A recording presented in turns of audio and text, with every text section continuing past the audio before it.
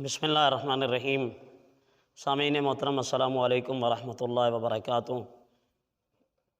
قرآن مقدس سورہ یاسین کی آیت نمبر 12 ہے کہ جس میں خداوند متعال فرماتا ہے انا نحن نحیی الموتى ونکتب ما قدموا وآثارهم وکل شیء احصیناہ فی امام مبین، کہ ہم ہی ہیں جو مردوں کو زندہ کرنے والے ہیں اور ہم وہ سب کچھ لکھتے جا رہے ہیں جو پیچھے تم آثار چھوڑ کر آتے ہو یا جو کچھ تم اپنے اعمال آگے بھیجتے ہو، اور اس ہر چیز کو ہم نے امام مبین کے احاطے میں دے رکھا ہے۔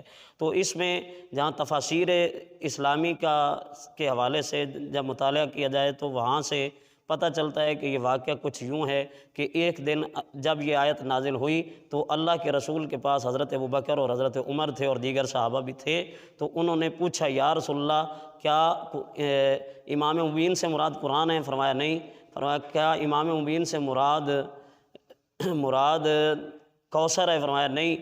فرمایا کہ امام مبین سے مراد کیا چیز ہے؟ تفسیر در منصور ہمارے برادران اہل سنت کی کتاب ہے، اس میں تو حضرت رسول خدا صلی اللہ علیہ وسلم نے نگاہ اٹھائی تو سامنے مسجد کے دروازے سے حضرت علی علیہ السلام داخل ہوئے، تو فرمایا ھذا امام مبین، یہ امام مبین ہے۔ تو یہ امام مبین یعنی علم کے اعتبار سے اللہ نے امیر المومنین کو اتنا بلند کیا ہے کہ ایک دن حضرت عبداللہ ابن عباس جناب امیر المؤمنین علی ابن ابی طالب علیہ السلام کے ساتھ کسی سفر پہ جا رہے ہیں، تو ایک وادی سے گزر ہوتا ہے جس کا نام ہے وادی النمل یعنی چیونٹیوں کی وادی۔ تو جناب عبداللہ ابن عباس نے جب ان چلتی ہوئی چیونٹیوں کو دیکھا تو حضرت عبداللہ ابن عباس، یہ عبداللہ ابن عباس وہ شخصیت ہے جو مفسر قرآن ہے اور 10 سال کی عمر میں عالم اور فقیہ تھے، اور یہ شاگرد ہیں حضرت امیر المومنین کے اور رسول خدا صلی اللہ علیہ وسلم کے۔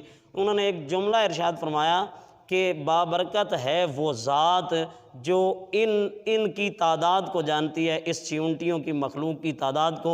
تو مولا امیر المومنین علی علیہ السلام ساتھ تھے، تو مولا نے فرمایا اے عبداللہ ابن عباس یہ جملہ تو نے کیوں کہا ہے؟ کہتا ہے مولا کیا اللہ ان کی تعداد کو نہیں جانتا؟ فرمایا کہ کیا تو نے قرآن پڑھا ہے؟ بے شک اللہ جانتا ہے۔ کیا تو نے قرآن پڑھا ہے کہ اللہ فرما رہا ہے کہ ہر چیز کا احاطہ ہم نے امام مبین میں رکھ دیا ہے؟ تو اس امام مبین سے مراد قرآن میں ہوں، میں علی اللہ کی طرف سے ان چیونٹیوں کی تعداد کو جانتا ہوں، بلکہ اور میں ان کے نر اور مادہ کو بھی جانتا ہوں، بلکہ اے عبداللہ ابن عباس تجھے یہ کہنا چاہیے تھا کہ بابرکت ہے وہ ذات جس نے اس مخلوق کو خلق کیا ہے۔